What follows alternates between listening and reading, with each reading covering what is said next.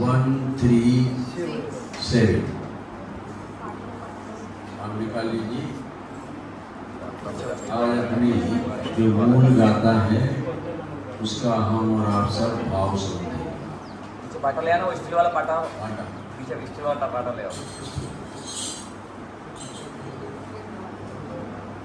हाँ ये ले आओ, हाँ गाथा ले आओ।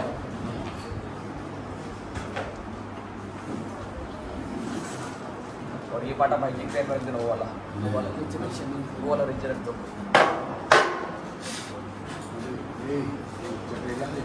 चले अच्छा ठंडा, अच्छा ठंडा भैया, सर्दी लग जाएगी।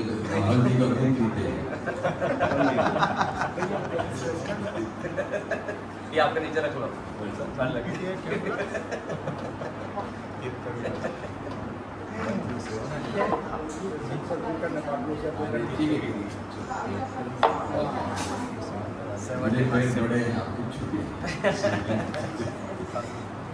तो प्रारंभ करते हैं। हाँ जी। बोलो 10 लक्षण 10 लक्षण कायधारी मुनिराजों की जय। ये माइक चालू कर देना, आवाज बढ़ा देना। उत्तम आर्जो धर्म की जय। उत्तम आर्जो धर्म का आज पावन दिवस है, जिसकी चर्चा रात्रि में हमारे अश्विन जी आपके सामने प्रस्तुत करेंगे और आर्जव का मर्म समझाएंगे। जो सामान्य अर्थ है आर्जव, जो धर्म प्रकट होता है वो माया और छल कपट के अभाव पूर्वक होता है, क्योंकि प्रत्येक आत्मा का स्वभाव ही आर्जव स्वभाव है और ये आर्जव स्वभाव को भूलता है और वर को अपना मानता है, तो उसकी परिणति में ये हमारा सरल परिणाम न होकर, ऋजुता का परिणाम न होकर छल कपट का परिणाम होता है। और ये छल कपट का परिणाम किस प्रकार से होता है, एक उदाहरण देकर, मैं उस पर विश्लेषण ज्यादा नहीं करूँगा। आपने सर्व की 2 मुख वाली लांडी देखी? हमारे यहाँ लांडी बोलते हैं क्या? सर्व के 2 मुख होते हैं। शाकुन। हाँ, उसको क्या बोलते हैं? शाकुन। शाकुन। तो वह इधर भी मुख मारती है और इधर भी मुख मारती है। ऐसे ही आर्जव स्वभाव के जो विरोधी है ना, छल कपट, इसकी बात इसको, उसकी बात उसको, वो कैसे होंगे? ये 2 मुंह की लांडी वाले होंगे, समझे? जो इसको अच्छा और उसको बुरा, और इसको बुरा तो उसको अच्छा। क्या अश्विन भाई, ये जीवन में क्या होता है? ये जो ऐसा काम करते हैं ना, नारद जैसा, समझे? ये सब आर्जव धर्म को भूले हुए हैं और माया छल कपाट को उन्हें उर्द कर रखा है। हमारे देरानी और जेठानी दोनों होते ना, सासू जी को जेठानी, दूसरा देरानी की बात कहेगी और देरानी जेठानी की बात कहेगी। ये 2 मुंह की लांडी जो 2 को जोड़े। ये क्यों मैंने बताया आपको कि ऐसे परिणाम हमारे जीवन में न, सरल परिणाम हो, किसी की चुगली इधर से उधर नहीं करे, सब सरल स्वभावी भगवान आत्मा है और सरल परिणाम रखना वही आर्जव धर्म का। चलो प्रारंभ करते हैं। आर्जव धर्म किससे प्रकट होता है वो बात यहाँ 73वीं गाथा में आई। ये बात तो आप सबके ज्ञान में आ गई है कि कर्ता कर्म अधिकार बहुत ही महत्वपूर्ण अधिकार है, जिस अधिकार को आचार्य ने जीव और अजीव अधिकार के पहले दिया है, बाद में नहीं दिया, अंतिम में नहीं दिया, बीच में नहीं दिया। किंतु उनको ये लगा कि जब तक कर्ता कर्म की भ्रांति नहीं होगी तब तक ये दया दान पूजा भक्ति के स्वभाव कितने भी करे, किंतु उससे उसकी धर्म की उत्पत्ति नहीं होगी। एक बात आप सबसे पूछूं, आप जहां भी रहते हैं और जिन मंदिर और स्वाध्याय करने जाते हैं, किस लिए जाते हैं? जीवन में धर्म की प्राप्ति। क्या हेमंत जी कितने वर्षों से दर्शन पूजन करने जाते हैं, स्वाध्याय में जाते हैं? किस भावना से आप धर्म करने के लिए जाते हैं? तो कितना धर्म आपके पास आ गया? अश्विन जी बोलो, आप धर्म करना चाहते हैं क्या? धर्म बिल्कुल सब। अहमदाबाद वाला कोई नहीं बोलेगा कि अधर्म। अधर्म करे तो पंडित करे। हम सब क्या है? धर्म करने वाले।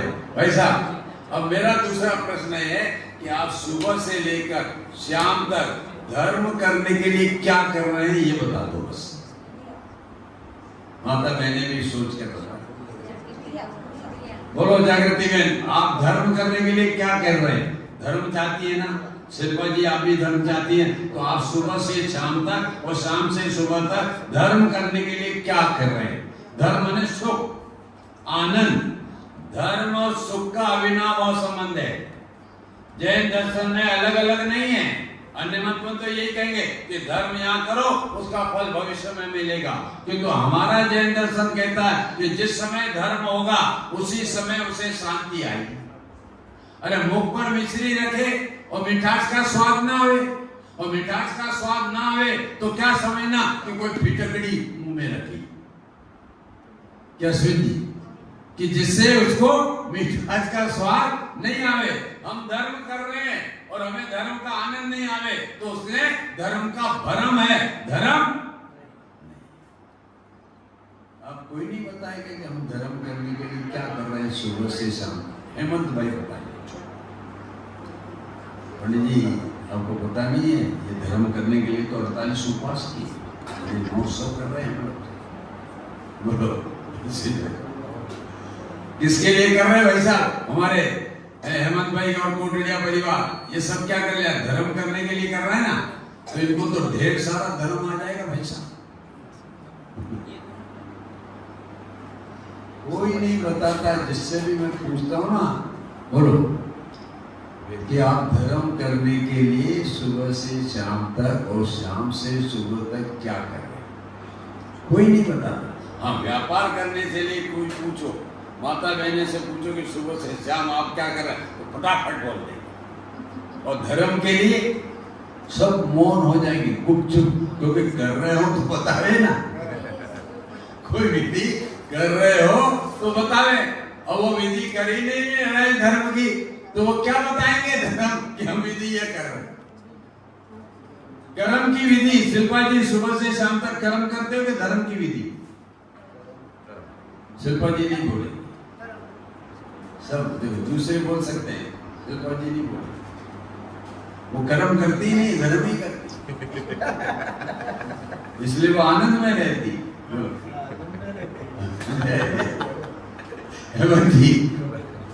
अरे भाई साहब, हम सब, आप मत समझना मैं भी आपकी गिनती में हूँ, ऐसा नहीं समझना मैं धर्म की विधि बोलता हूँ कि तो धर्म ही नहीं कर पा रहा। आपके समक्ष आपका परस्पर रह के सुविभाव होते, धर्म होता ही नहीं है। और हमारा धर्म तो यह कि पुण्य पाप को नाश के, पुण्य पाप का नाश होने पर ही हमारे भीतर धर्म होता है, अन्यथा धर्म होता ही नहीं है। तो इसलिए ये सब आपकी नाड़ी कुंदुत आचार्य ने पकड़ी। ये धर्म तो चाहते हैं, धर्म की रुचि वाले भी हैं, और धर्म का फल बढ़िया है, वो इन्हें लगा भी है, किंतु ये उसकी जो विधि आचार्य ने बताई है वो विधि नहीं कर, अपनी कल्पना के अनुसार धर्म की विधि करेंगे। क्या? भगवान का दर्शन करो, भगवान की पूजा करो, भगवान की भक्ति करो। ये करने का निषेध नहीं है भाई साहब, ये तो होना ही चाहिए। अगर ये भाव भगवान का दर्शन और अभिषेक का नहीं आता हो तो जबरदस्ती लाना सौदा महंगा नहीं पड़ेगा। जिनको भगवान के दर्शन अभिषेक पूजन का भाव नहीं आता हो तो उन्हें क्या करना? हेमंत जी, जबरदस्ती, वो सौदा महंगा नहीं पड़ेगा। आप सब बचपन में छोटे थे भाई साहब, कितने? 3 साल के, 4 साल के, 5 साल, तब आपके मम्मी पापा ने कहा बेटा स्कूल जाना पड़ेगा। बोलो आपने क्या किया हो? सबकी बात है सब। आप बचपन में क्या माता पिता ने कहा तुम स्कूल जाना पड़ेगा, बोलो जाके मैंने तुमको भी कहा नहीं मम्मी मैं स्कूल नहीं जाऊंगी। अनेक प्रकार के हमारे चेहरे बनाए, नटखटापना किया और मम्मी क्या मैं स्कूल नहीं जाऊंगी। बोलो ऐसा कोई मम्मी पापा उदार चित्त वाला है? अच्छा बेटी नहीं जाकर बैठे बैठे। अरे ऐसा कोई मम्मी पापा नहीं था, बेटी नहीं जाती तो डंडा डोली करके उसे स्कूल भेजते। और जब स्कूल में जाकर वे मैडम के समागम में अच्छी अच्छी चॉकलेट खाने को मिलती है, अच्छे अच्छे खिलौने देखने को मिलती है। और एक दिन हमारे अहमदाबाद में अभी वर्तमान में घोर बरसात हो जावे और घोर बरसात में वह हमारी पुत्री कहे कि मैं तो स्कूल जाऊंगी और मम्मी कहे नहीं बेटा आज स्कूल नहीं जाना, यदि जाएगी तो भीग जाएगी तो सर्दी हो जाएगी, जुकाम हो जाएगा, बुखार आ जाएगा, आज मत जाना। और वह बेटी कहते नहीं मम्मी मैं आज जाऊंगी। शुरुआत में क्या बोला? नहीं जाऊंगे। अनेक प्रकार की शक्लें बनाई, मना किया। इसलिए वो मना करने पर भी कोई माता पिता उदारता व्यक्त नहीं करता। नहीं अगर जाएगी ना तो फिर बकरियां चराना पड़ेगा, लड़के को कहेंगी गधा चराना पड़ेगा। इसलिए उसे जबरदस्ती स्कूल भेजा जाता है। इसी प्रकार से हमारे जीवन में सुबह भगवान का दर्शन करने का, पूजन करने का भाव नहीं आता हो, स्वाध्याय सुनने का भाव नहीं आता हो तो जबरदस्ती लाना सौदा महंगा नहीं पड़ेगा, वह जीवन बदल देगा। जीवन में आमूलचूल परिवर्तित करके संसार से विरक्त होकर मोक्ष मार्ग में ले जाएगा। वो जबरदस्ती का सौदा सस्ता है, महंगा नहीं है। ये हमारे युवा वर्ग है ना, समझे? आजकल के देश में एक नारा है हम दो और हमारे दो। क्या नारा में चला? हम दो और हमारे दो। एक लड़का एक लड़की, हम दो हैं और हमारे दो हों, ऐसा जगत में चल रहा है। और अपने जैसे विदेशों में तो कहा कि जैसे ही लड़का समझदार होता है माँ बाप के घर जाओ, बाहर जाओ, घर में अब रहने की तुम्हारी जरूरत नहीं है, तुम अपनी पसंद के लिए आओ और रहो।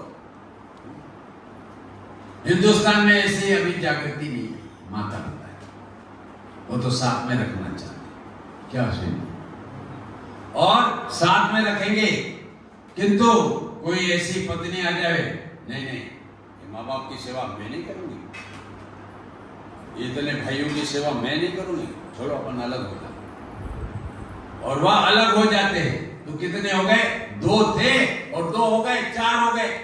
अब क्या होता है कि सुबह सुबह बच्चों को स्कूल जाना भेजना पड़ता है तो पत्नी क्या कहती है, तुम मुन्ने का स्नान करा दो, मैं मुन्नी का स्नान करा। क्यों? दो है ना, और सुबह सुबह स्कूल भेजना है। क्या सुनती क्या कहेंगे? वो दो हैं, सास ससुर तो है नहीं कि जिनको कहा जाए, तो वो दो हैं तो दो उनको कहते हैं।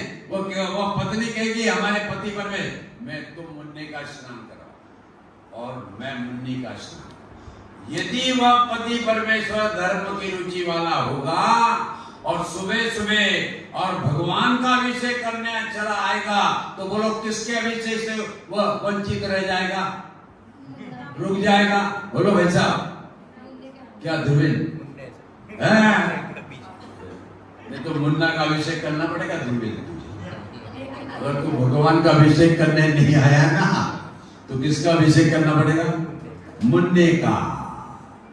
इसलिए युवा वर्ग को अपने जीवन में, वृद्धों को तो ये नियम लेना ही चलेगा क्योंकि सब व्यवस्था है, भागो घर से भागो, क्योंकि वो तो काल कोठरी है, छोड़ते हैं सब।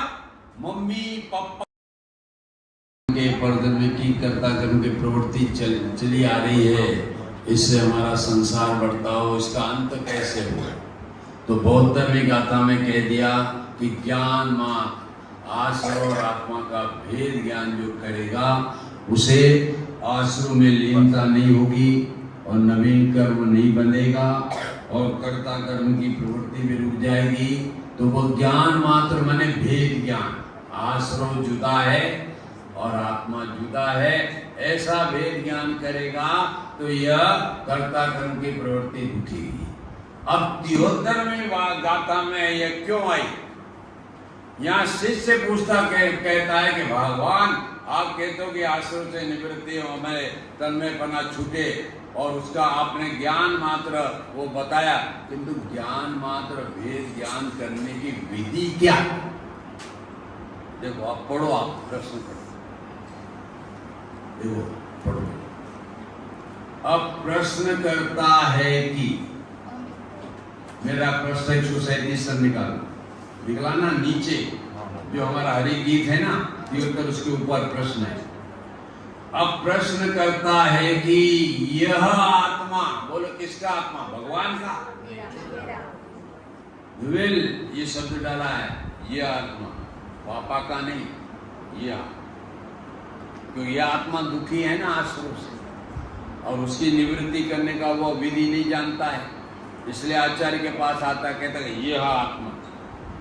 बोलो यह कहकर उन्होंने हमको संबोधित किया है कि यह आत्मा, ये ध्रुविल नहीं, ये ध्रुविल तो शरीर का नाम है और मम्मी पापा ने इनके बिना पूछा नाम रख दिया है। बोलो ध्रुविल पूछा तेरे से? नहीं रखा। तेरी बात नहीं, हम सबकी भी बात है। कोई किसी के माँ बाप वो उससे पूछते नहीं है और पुत्र का नाम रख देते हैं, वो चाहे कालिदास रखे कि चाहे वह कलुटामल रखे कि घसीटामल रखे, वो माँ बाप वह जो नाम रख दिया वो जीवन भर उसको स्वीकार करता है। किंतु वर्तमान में अभी युवा ये नाम तो स्वीकार करता है, किंतु पत्नी चुनने के संबंध में माँ बाप को कहता है न जिंदगी का सवाल। उसमें क्या कहेगा? नाम में नहीं कहेगा, किंतु किस में कहेगा? वो चुनने में कहेगा जिंदगी का सवाल। अरे हमारे जितने भी माता बहने पुरानी बहने हैं ना, ये तलाक को नहीं, आज तक नहीं तलाक की बातें करती, और हमारा अभी युवा 2 साल शादी करता और तलाक की बात करता। इनसे पूछा भी नहीं है माँ बाप ने कि तुम्हारे उनसे हम शादी कर रहे, और अब युवा कहता है जिंदगी का सवाल। वो पुत्र भी आएगा तो कैसा पूछ लेना, कैसा आना भी। अरे जीवन कैसे परिणाम वाला होना चाहिए, जरा सोच लो भाई साहब। कितना अलौकिक जीवन हम और आपका चाहिए, कितना सरल चाहिए। वो सरल भूमि में ही हमारा यह सम्यक्त्व का बीज उत्पन्न होगा। अगर भूमि कठोर हुई, 5 इंद्रिय के विषय कैसा भी कठोर भूमि हुई, उसमें सम्यक्त्व का बीज उत्पन्न। इसलिए सबसे पहले हम सबको क्या याद दिलाए? यह आत्मा, यह आत्मा कहकर हमारा नाम उड़ा दिया, संयोग उड़ा दिया, पर्याय उड़ा दी और द्रव्य स्वभाव की याद दिलाई। क्या हेमंत जी किसकी याद दिलाई? यह मैं आत्मा, आत्मा हूं, आत्मा जो कभी जलता नहीं, जो कभी कटता नहीं। हमारे वो भभूतमल जी ने जब पंचकल्याण हुआ था एक गीत गाया होगा, आपको याद होगा, आत्मा हूँ, आत्मा हूँ, आत्मा, आत्मा हूँ, आत्मा हूँ, आत्मा।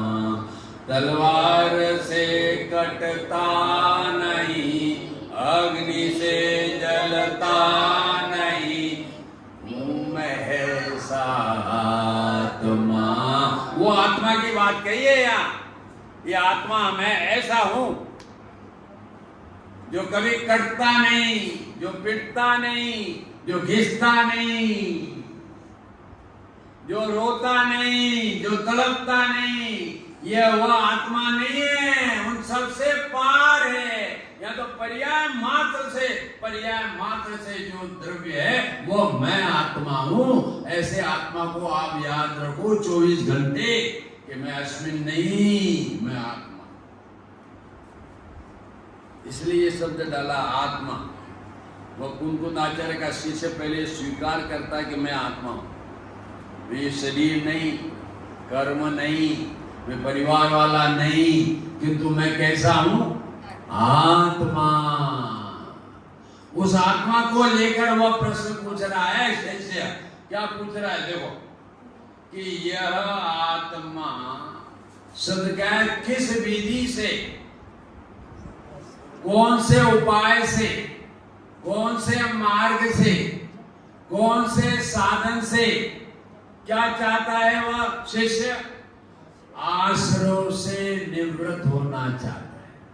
कुंकुन आचार्य का शिष्य 2000 वर्ष पहले का शिष्य, वह यह प्रश्न पूछना चाहता है कि यह आत्मा आश्रव से कैसे निवृत्त हो गई। उसने यह प्रश्न नहीं पूछा कि शरीर से कैसे निवृत्त हूं, कुटुंब से कैसे निवृत्त हूं, कर्म से कैसे निवृत्त हूं।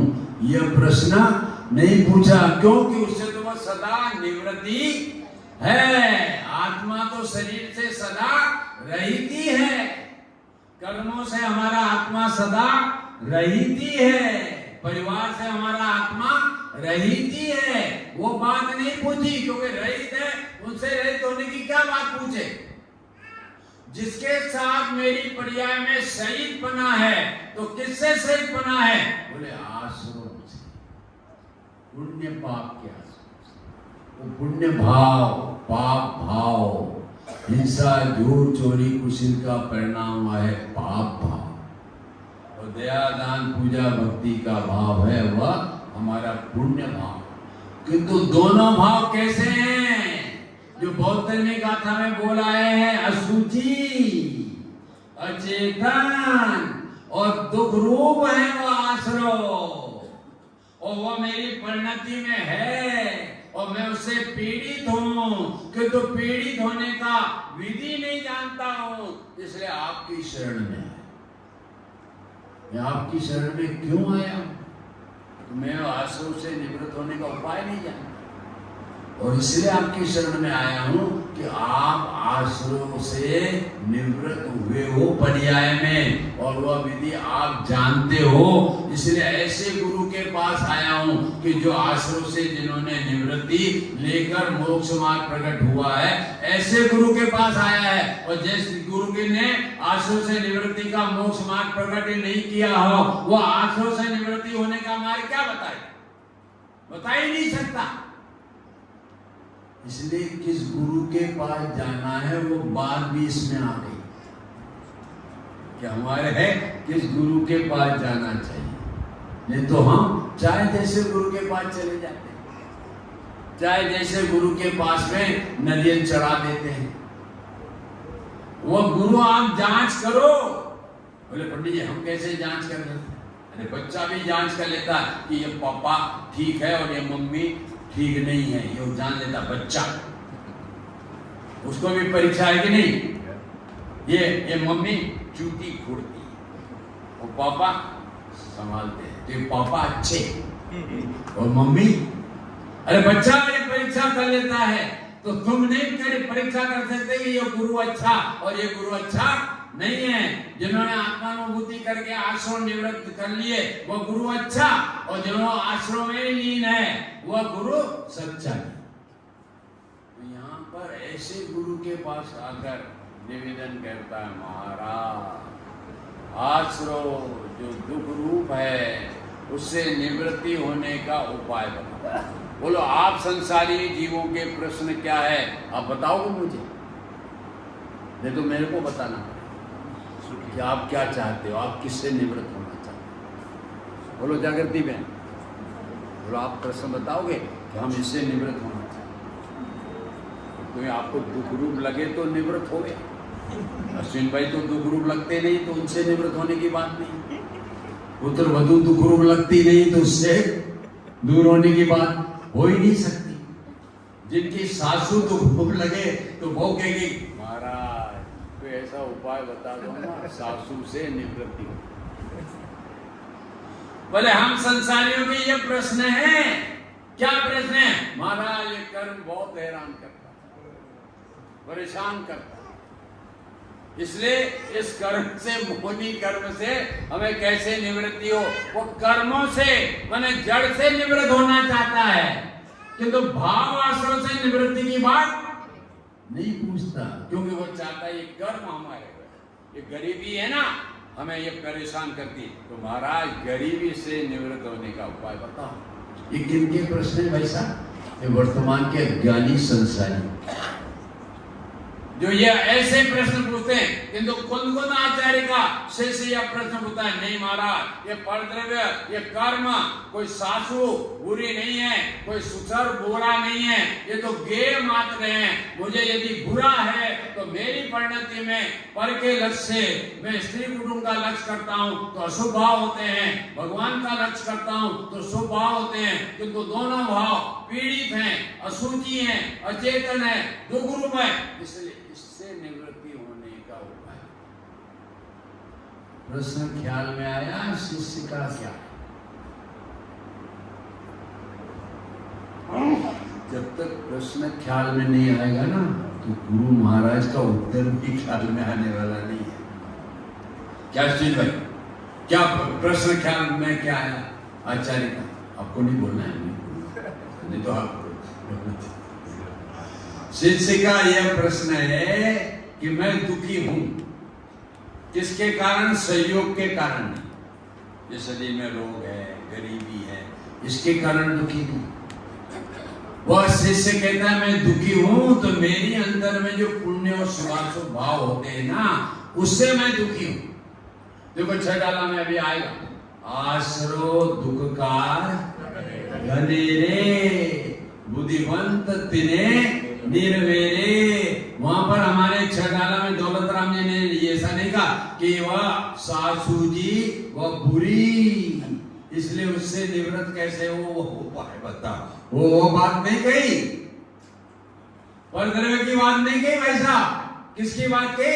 अपनी परिणति में जो आश्रय होता है, विवाह भाव होता है, जिसका नाम आश्रय है, उससे निवृत्ति होने की बात पूछी है शिष्य ने। हम संसारियों के प्रश्न के परद्रव्य से निवृत्त होने का पूछते हैं, जबकि परद्रव्य तो हमारे से त्रिकाल रहित, स्त्री कुटुंब ये पैसा त्रिकाल रहित है।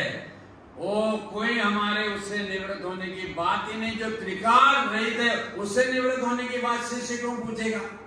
पूछेगा तो वह बात पूछेगा कि जो मेरी प्रवृत्ति में है, और वह प्रवृत्ति पुण्य पाप की है और उससे मुझे दुख होता है, उससे निवृत्ति होने का उपाय मैं नहीं जानता इतना सरल। क्योंकि आज हमारा आर्जो धर्म का दिन दिवस है और वह सरलता का है दिवस है, और वह सरलता रखकर वह शिष्य पूछता है कि आशो से निवृत्ति होने का उपाय क्या। अब उसका उत्तर बहुत जोरदार दिया है आचार्य कुमकुम ने। जो उत्तर को सुनकर आपको यह लगेगा कि महाराज हमने तो आश्रम से निवृत्त होने की बात पूछी और आप अपना परिचय दे रहा है। देखो गाथा निकालो, उन्होंने अपना परिचय। प्रश्न सबको ख्याल आ गया? किससे निवृत्त होने की बात पूछी? ये प्रश्न 2000 वर्ष पहले के शिष्य का है कि ये कोटड़िया परिवार के जो आए हुए संघ के लोगों का है। बोलो भाई अश्विन जी किसका है? ये हम सबका है। बोलो भाई, ये मत समझने ये खुद आचार्य के शिष्य के 2000 वर्ष के, हम सब भी आश्रयों से दुखी हैं। पत्नी के प्रति राग करते हैं तो बोलो सुखी की दुखी? पत्नी के सामने मत बोलना, नहीं तो हाँ नहीं तो कहेगी जाओ मेरे कारण दुखी है तो बस तलाक ले लो। ये सब ऐसा बोलने लग जाएंगे। अरे कोई पत्नी के कारण दुखी नहीं है, वो तो गे जानने मात्र है, वे उस पर द्वेष करने मात्र नहीं है, राग करने मात्र नहीं, वो तो गे न वो दुख का कारण है। दुख का कारण कौन? ये आश्रय। और उसका उत्तर जो आएगा ना वो कल मैं प्रारंभ करूंगा। टाइम हो गया है, इसलिए इतना प्रश्न पहले याद करो कि हम इस जगत में दुखी हैं तो पुण्य पापी आश्रय के कारण, मिथ्या तगड़ती प्रमाद कसाय के कारण, कोई परद्रव्य के कारण यह जीव दुखी नहीं है। न गरीबी के कारण, न कर्म के कारण, न सासू जी के कारण, न कोई जेठानी के कारण, कोई जेठ के कारण, कोई दुखी नहीं है। वो सब गे हैं, जानने मात्र हैं। न वह दुख के कारण है न सुख के कारण है। हमारा मिथ्या दर्शन ज्ञान चारित्र पे आश्रय वह दुख का कारण है, और हमारे आत्मा के आश्रय से सम्यक दर्शन ज्ञान चारित्र प्रकट हो वह हमारा सुख का कारण है। वो विधि आपको यहाँ बताएं, उस विधि